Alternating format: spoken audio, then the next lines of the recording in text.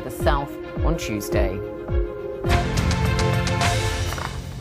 Now, the Formula One boss, Bernie Ecclestone, says the Bahrain Grand Prix will go ahead next week as scheduled unless national authorities decide to cancel the race. Pressure has been growing for the race on April the 22nd to be cancelled for the second straight year because of the ongoing tensions between security forces and anti-government protesters. Well, to get two perspectives on the controversy, we're joined from Bahrain by Saad Al-Binali from the Bahraini Information Affairs Authority and also by Khalil Almarzooq, a former MP and Deputy Speaker of Parliament from the Al-Wifaq Party. Khalil Almarzooq, a lot at stake.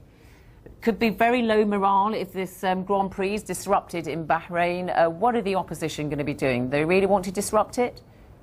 The opposition has not taken any position on whether to go or not to go. The main problem in Bahrain is political crisis, and we have priority one is to salvage our country from this crisis, to have a solution through real dialogue. The authorities are not serious and not sincere into lifting this country from this crisis. It's not just Formula One that is suffering. It's not Formula One that is very important. There are financial institutions running away from the country. The economy is almost getting into destruction. If there are sincere concern about the economy, it's not just one project. Can I just interrupt you? You say serious concerns about the economy. Surely if the Formula One Grand Prix doesn't go ahead, that'll be even worse for the economy. And just very quickly, you say the opposition say they're not going to disrupt it if it goes ahead. But we've heard them say they're going to be mounting mass protests. There are lots of activists in the country. It's not the only opposition, the youth and several movements. We cannot control everyone. We are very sincere opposition. We are not going to affect our economy, but at the same time, we're not going to say something that is the authorities will abuse, and they will say to the world, there is nothing in Bahrain, so everything is normal, and there is no political solution, no other things. So we are sincere. We distinguish ourselves from the government. We are not using our economy as a weapon, while the authorities are using it just to silence the international community from pressurizing the authorities here from going into a sincere and real reform through a credible dialogue. Saad Al-Binali, politics aside just quickly for one moment, is Bahrain safe enough to host the Grand Prix? I mean, it was cancelled last year and lots of concerns about safety amongst national teams. Yes, of course. There are no safety concerns during Bahrain. Rest assured that the security situation is under control. Visitors have nothing to worry about visiting Bahrain. In fact, the former chief of London Police had stated in a letter yesterday to the president of the FIA that he and his family feel completely safe here in Bahrain, more safe than they have felt often in London. So there is much of what has been shown over social media and YouTube is massively exaggerated. OK, well, you don't know that, I suppose, unless the Grand Prix does go ahead and then you see what kind of protests might be mounted by opposition activists.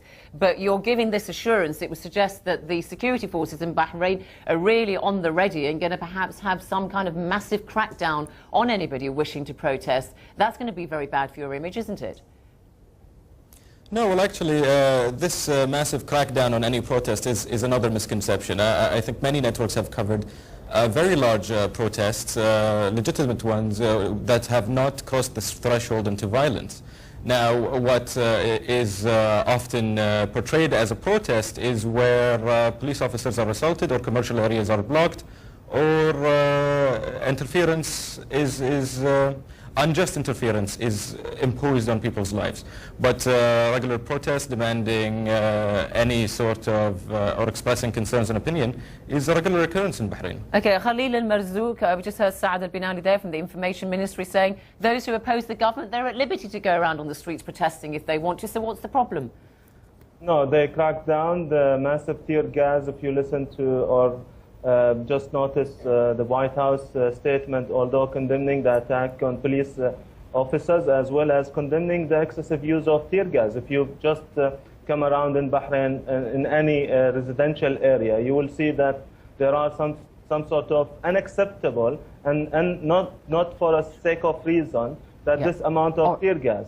We're concerned about how the authorities going to abuse the situation of Formula One. Okay. And I'm just reiterating, we distinguish ourselves not to abuse such events and make it a weapon against the people. I've got to stop you there, Khalil Almarzooq. Saad Al-Binali, very, very quickly, have been criticisms, Médecins Sans Frontières, for instance, saying people who are opposed to the government become injured perhaps in the protest and they're too scared to present themselves to hospital because they think they might get arrested.